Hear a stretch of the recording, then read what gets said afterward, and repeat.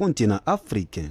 Dans un contexte où plusieurs pays africains expriment leur volonté de rompre avec l'héritage colonial, Kémy Séba a réaffirmé que la lutte contre le franc CFA constitue un combat pour la dignité.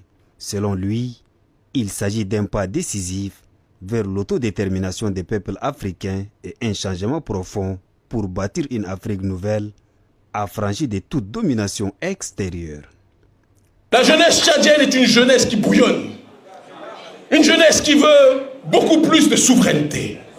Une jeunesse qui veut beaucoup plus de justice sociale intégrée. Une jeunesse qui veut beaucoup plus d'opportunités économiques, professionnelles pour ne pas risquer sa vie dans la Méditerranée. Pour cela, il faut désormais que toute voie politique confondue, de l'opposition comme du pouvoir, comprennent que les questions de souveraineté que nous soulevons doivent être prises extrêmement au sérieux. Quand nous parlons de cette question du franc CFA, ce n'est que la porte ouverte à une question de souveraineté globale en réalité.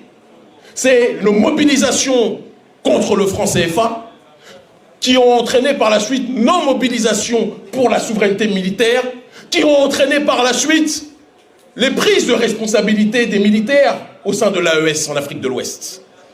Le conférencier a permis de mener un débat pacifique mais ferme pour conscientiser les populations sur des questions majeures telles que la souveraineté monétaire, les inégalités structurelles et la nécessité d'un sursaut collectif. En Afrique de l'Ouest, nous avons réussi à faire fermer ce compte d'opération. Et c'est important qu'on puisse le dire. Suite à nos mobilisations et notre refus de voir ce manque de souveraineté monétaire caractérisé se propager, le représentant de la Banque de France n'a plus le droit de siéger à l'intérieur des réunions de la Banque centrale des États d'Afrique de l'Ouest, en Afrique de l'Ouest. Ça, c'est grâce aux mobilisations et grâce à notre travail. Et je pense que c'est important quand même de le souligner. Paradoxalement, Macron a compris que ça posait un problème en Afrique de l'Ouest suite à nos mobilisations. Mais bizarrement, en Afrique centrale, rien n'a changé. En Afrique centrale, Macron et ses alliés, je n'ai pas cité le nom des alliés,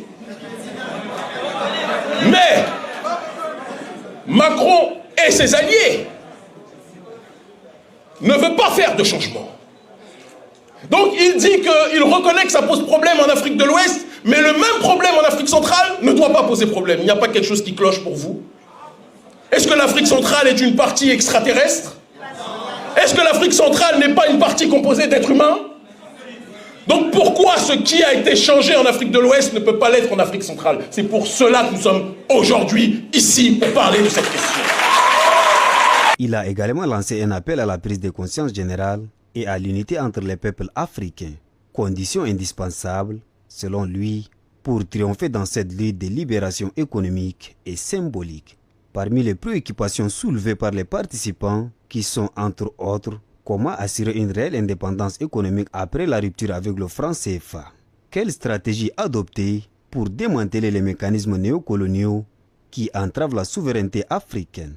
Kémy Séba met l'accent sur la nécessité de renforcer l'unité africaine à tous les niveaux en appelant à une mobilisation transnationale, structurée et cohérente portée par la jeunesse et les élites conscientes.